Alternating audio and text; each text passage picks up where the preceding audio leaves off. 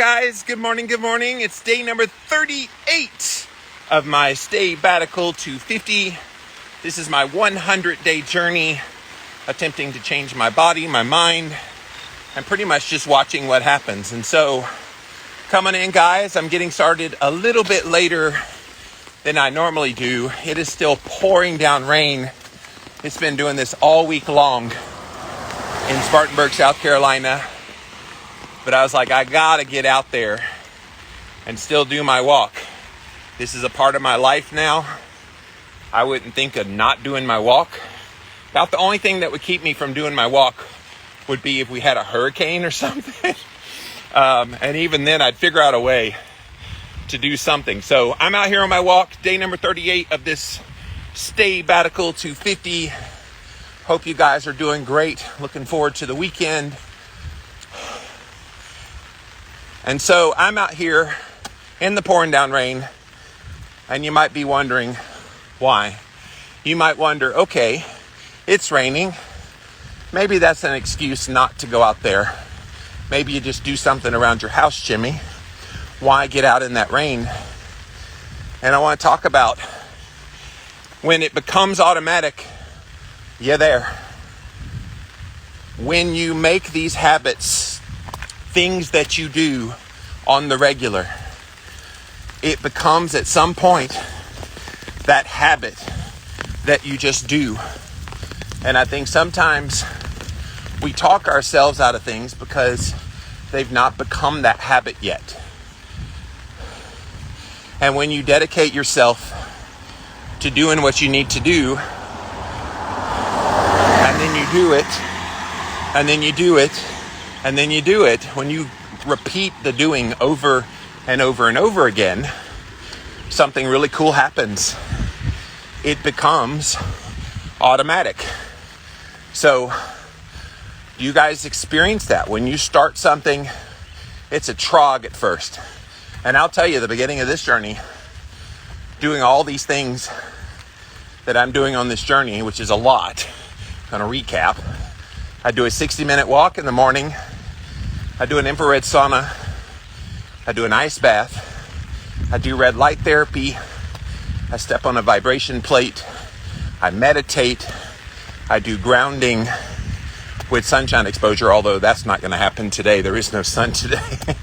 And then on the odd days, I eat carnivore. And on the even days, I fast for at least 24 hours. So that's kind of my routine right now on day 38 of 100 days. And so by day 38, I have done this over and over and over again to the point that it's become automatic. And when it's automatic, you do it. There's no questioning. There's no, gee, I wonder if. When something is automatic, you just do it. Think about blinking. Just for the next 10 seconds, think about blinking. Just think about it. Just think about blinking. Think about blinking. All right, then you have to blink. It's automatic. You don't think about blinking, and yet you do it. And other than being out here on this trail with these hills, you really don't think about breathing. I think a lot about breathing when I'm going up and down these hills, but you don't think about breathing. Why? Because it's automatic. And when something is automatic, you just do it without any question or thinking. And that's the way your habits will be. When you get into the mode of doing health habits, you'll just do them because you do them, because they're just automatic to you. Those of you that have been on a health journey, tell me your thoughts about that. Do you find that those health habits become automatic? Like, think about when you change your diet. When I shifted over from the standard American diet over to more of a low-carb diet, that was not automatic at first. And the body responded accordingly. Oh, you're going to feed us those foods now. Oh, okay. Well, we're going to send you mad, intense cravings for all the things you used to eat. Why? because that's your automatic. Your automatic was the junk food before you went low carb keto. And what happened over time, that low carb keto food became your new automatic. Took some time, you had to develop that, but you no longer craved those things that were no longer a part of your automatic. So when you get to automatic, you're there. And that cuts both ways, by the way. If your automatic is sitting on the couch all day doing nothing, and you do that over a sustained period of time, guess what happens? Sitting on the couch all day becomes your automatic.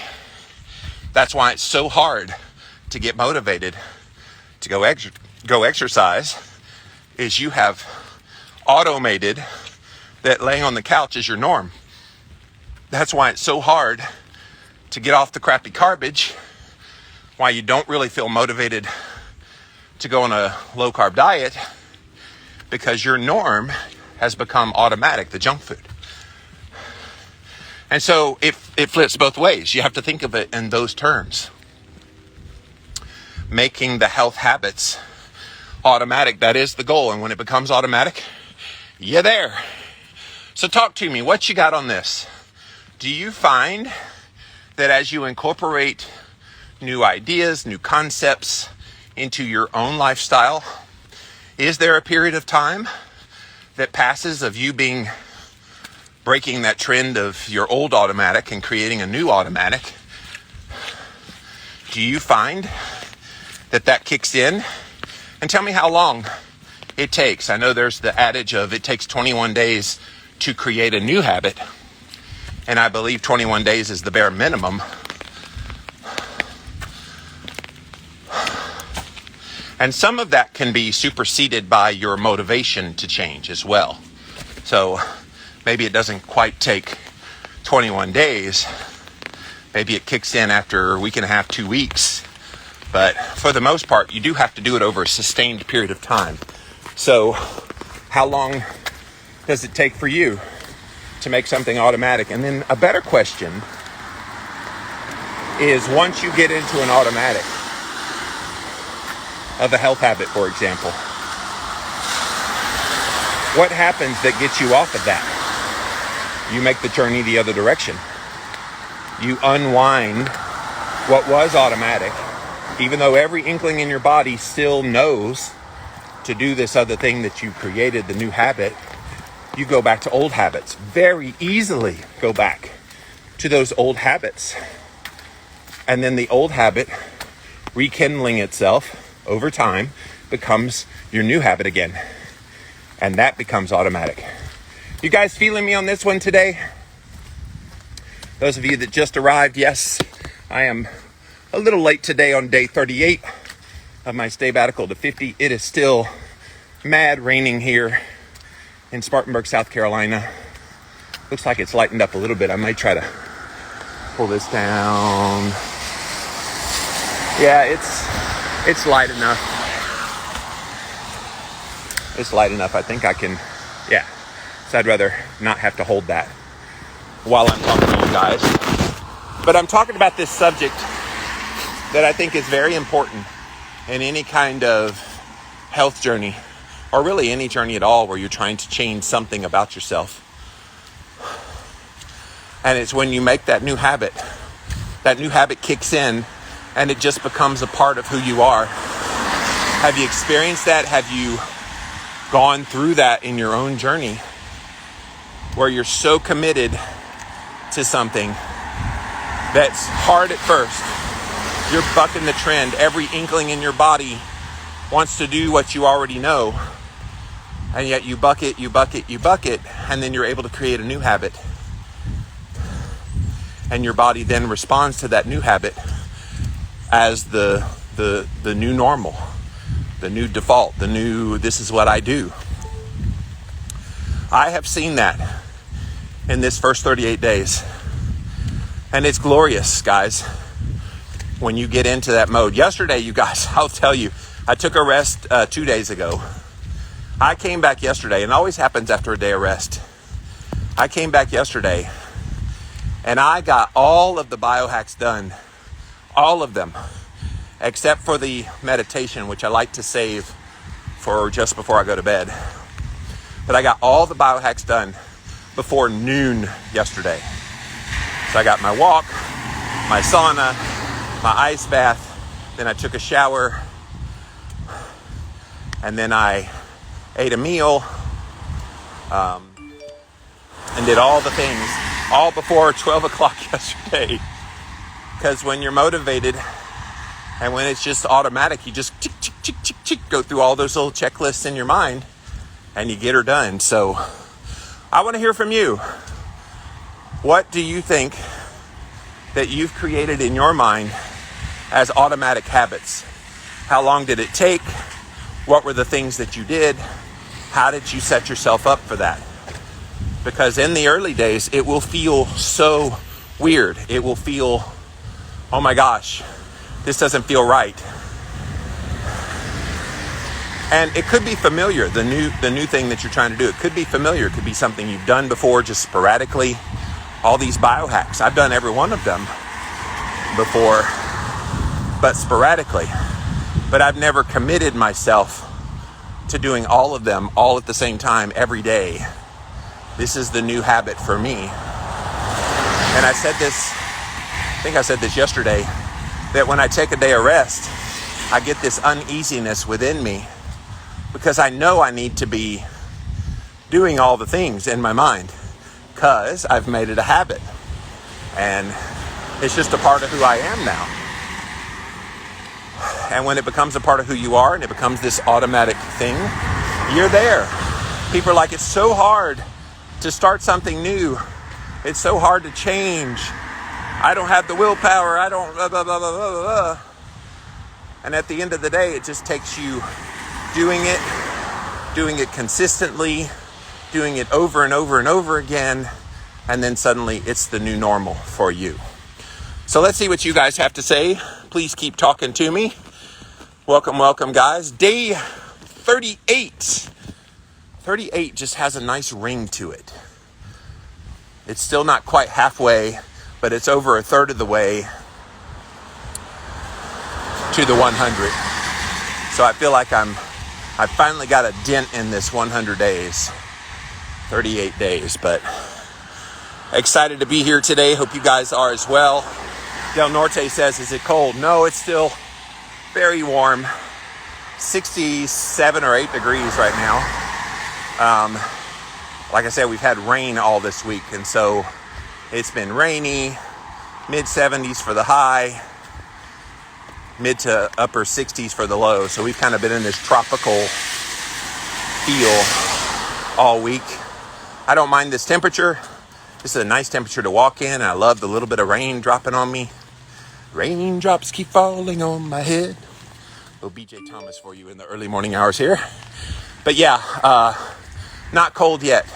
I do look forward to when it's going to be in the 40s and maybe 30s. I will still be out here in the 40s and 30s with a shortened t-shirt on. I remember when I first moved to this area, the across the street neighbors that we had, they saw me out in the snow in shortened t-shirt. And they're like, who is the crazy new neighbor? And then we went on to become really good friends because I realized they was as crazy as I was. So, good morning, Ashton. Thanks for being here. Any thoughts on what I'm sharing here today? Good morning, Bulletproof Coconut. Says, go, Jimmy. Ashton says, I've always been open to change, so I welcome the new challenges. Yes. Change is not a 4-letter word, literally and figuratively, but people try to make it out to be something that is so hard. And yes, you will get pushback when you start something new, trying to challenge yourself to make a change. And when you get that pushback, that doesn't mean go recoil in fear. I want you to think of the challenge that it takes to change in a new way. Listen to this, you guys. I want to challenge you that when you are making a new challenge to change, I want you to view it in a certain way. All right? So when you go to the gym, or you do something at home where you lift something heavy, what are you doing? You are challenging that muscle, right? So you're telling that muscle, I'm going to break you down in the early part of this. And so what happens? You start lifting weights. You start breaking down that muscle. Is that muscle stronger? No. No, it's not. In that immediacy after lifting the weight, after challenging that muscle to change, you're actually weaker. You actually have somewhat catabolized that muscle. You've torn it up. But what happens as you progress, as the body gets used to you tearing it down? What happens? New muscle builds. And then you tear it down again a couple days later, and then new muscle builds, so forth and so on. What are you doing? You're growing by temporarily feeling, what did I do that for? But then cumulatively over time, you're growing. And I want you to look at making a new change, a challenge in your own life to change, that it's going to suck at the beginning. It's not going to feel right. You're going to feel like, oh my gosh, what am I doing to myself? And ultimately, in the long run, what you're doing to yourself is you're making yourself stronger. And I would say not just physically stronger, I think the mental resilience that you get out of doing something to challenge you. Like when I started this sabbatical to 50 and all the things, people kind of freaked out. They're like, oh my gosh, Jimmy, you're going to do that every day for 100 days? And I went, gulp, sure am. Not knowing what it was going to do, not realizing I was going to have challenges along the way, not really thinking about those consequences, because for me, I wanted the change that I was making. I wanted those changes, and I wanted them to become automatic, because my bigger goal of getting healthy, losing body fat, superseded all of that. So it makes it easier to do it when you have that motivation. But yes, always been open to change, and we should all be open to change. Del Norte says, what are you having to eat later? So today is day 38, so I will likely have, when I get back from this walk, I will likely have a meal. I've been leaning on a lot of the stuff I've been getting from the farmer's market, and of course my backyard chicken eggs as my sustenance.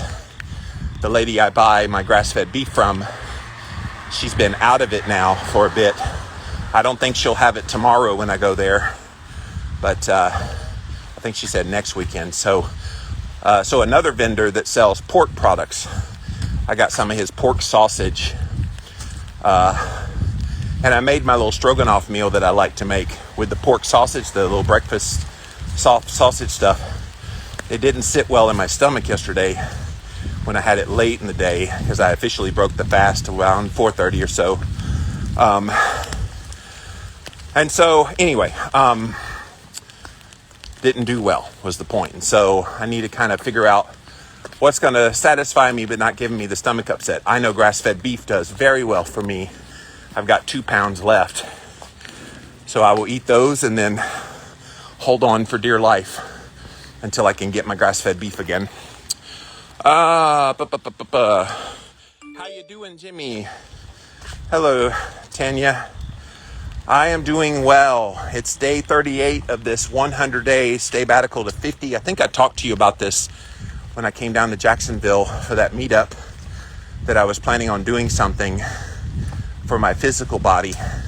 And so I'm doing it. I'm in the midst of that now, and rolling. It's been challenging early on, but now I'm in the groove of 38 days into this. A lot of these things I'm doing have become automatic.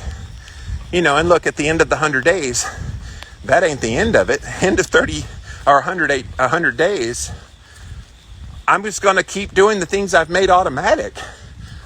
Like a lot of people say, why are you only doing it 100 days? I'm like, do you think I'm going to just stop everything on day 101? Why would I do that? Creating the new habit so it becomes automatic.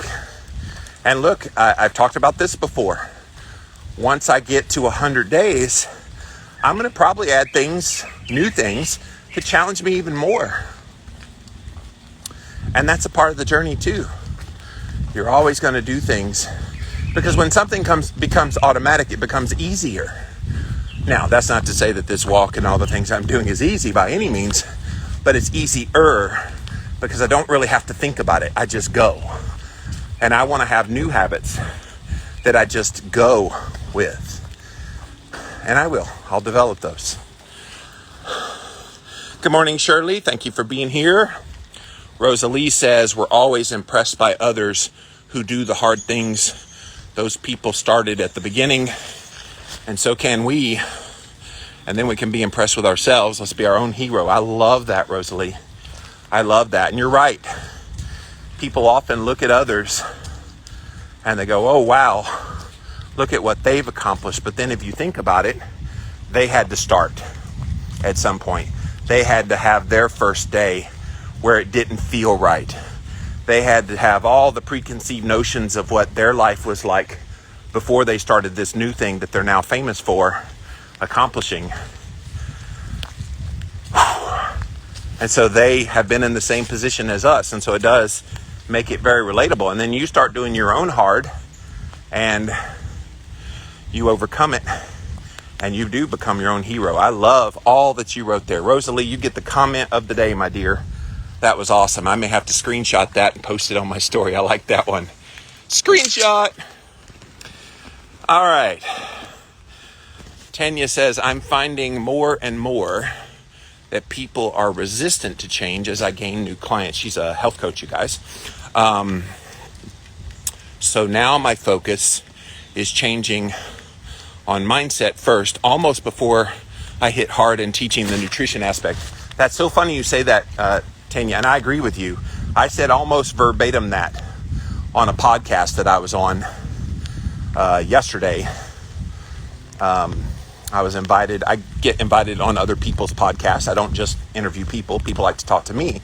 And so he's like, you've been talking a lot about mindset in your own work lately. Why are you doing that? I said, well, look, I've been talking about low carb diets for more than 15 years. And I have come to the conclusion that the problem isn't people don't know about diet. They know abundantly about diet.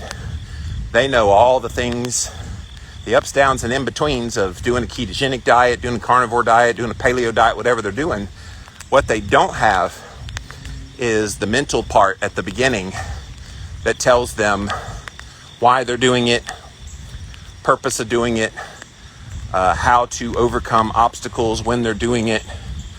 And they haven't set themselves into a positive mindset that what they're going to do is going to work. I even said this, that think about people that come to something like a low-carb diet. You have been frustrated again and again and again on every diet you've ever tried. Frustrated to no end, right? Which is what led you to a low-carb diet. So if you go on a low-carb diet, having had that past of try it, fail, try it, fail, try it, fail, what makes you think that when you start low-carb, you're suddenly going to go, try it, yeah, this is going to succeed? No. You already tell yourself, even before you begin, that you're going to fail. Why? Because that's been your experience. That's been the totality of what it's been like for you. And so, yes, I love that you're working on the mindset first, getting people in that proper headspace to be ready for the change that's going to come. And this goes for anything in your life. Don't just go into something new without preparing mentally for what that's going to look like, what the ramifications are of the decisions that you make, and how it's going to play out. And look, it may play out differently than what you think about, but at least you think about it and you give it the old college try, as they say. Do you have a good pair of walking shoes, says Del Norte. I got a big old foot. I'm a 13 triple E. I think they call that wide width now, but used to be 13 triple E. And there's only 2 shoe manufacturers in the world other than a customized shoe that make a shoe like that. The ones I'm wearing now are New Balance, and I think Nike has a version of a 13 wide width. All right, it's starting to get a lot rainy now, so Jimmy's gonna open the umbrella back up. And so my friend Brittany actually recently got some running shoes. She was having back pain, and somebody told her to get some customized running shoes, go to a running shoe store, and she was reticent because of the cost, but she would be the first to tell you that it changed everything for her. The back pain subsided and they fit her better. Maybe I could go to one of those kind of stores. They are hella expensive, but I do pretty good with the shoes I wear. But no, I don't know if they're good or not. I walk in them, so I guess that makes them good. Yeah, it's pouring down now, you guys. Woo! Gonna be loud. Ashton says, my challenge to myself is to lift heavier during my workout, pushing my strength level more. Yes, you push hard to your max, and that pays dividends for you. I do know people, they stay light on the weights and do more reps, but light on the weights. And that's one way to do it. But to truly get strong, you do have to go a little more challenging, sometimes surprising yourself. And so that's good that you do that, Ashton. Look into Under Armour. They have large sizes, very comfortable. Actually, I have, and not for my foot, they don't. At least not at the store where I buy shoes. I've looked at all the brands, my dear. And Under Armour was one I looked at, but they didn't have one for this boat foot of mine, so. Yes, it is pouring down rain, you guys. It's supposed to stop today. Today is supposed to be the last day of the rain. It's been raining every day this week, which has hampered me a little bit because it's uncomfortable having to hold the phone and hold the umbrella. But I do it because I got a goal in mind. And this habit of walking is very automatic at this point. Ain't no rain gonna stop me. Not now. Del Norte says you're gonna need a boat. Yes, we've had a lot of rain. I'm excited that the rain's ending today. I like to go to the farmer's market on Saturday mornings and it be sunshiny, a little bit cool. That's perfect. Perfect for fall weather. This rain is a bit for the birds. I'm grateful for the rain. And actually, when it's not thunder and lightning, like today, it's not thunder and lightning. I actually like standing out in the rain and letting all those nutrients from the rainwater pour over my body. So I may do that sometime today. We'll count that as my grounding. I won't get any sunshine, but I will definitely get grounding in. Grounding in the mud. Rosalie says, I'm curious, do you use a selfie stick when you walk and then post live? Or are you holding your arm up the whole hour? I'm holding my arm up, my dear. I have no selfie stick. And today, I'm holding the umbrella. So, yeah, I've done this a little while. You become pretty adept at holding the camera when you're used to being on camera, and I am. That's why you see me switch hands every once in a while, is because my hand gets tired of holding it up and I go to the other hand. Problem is I've got something heavier in the other hand with the umbrella, but that's all right. the sacrifices I make for you guys. Shirley says you need a selfie stick. No, I'm not one of those people. No, thank you. If anything, I would get like a GoPro to stick over my head or something, and it would point back at me. But that would look dorky as well. I got people watching me on this trail, so yes.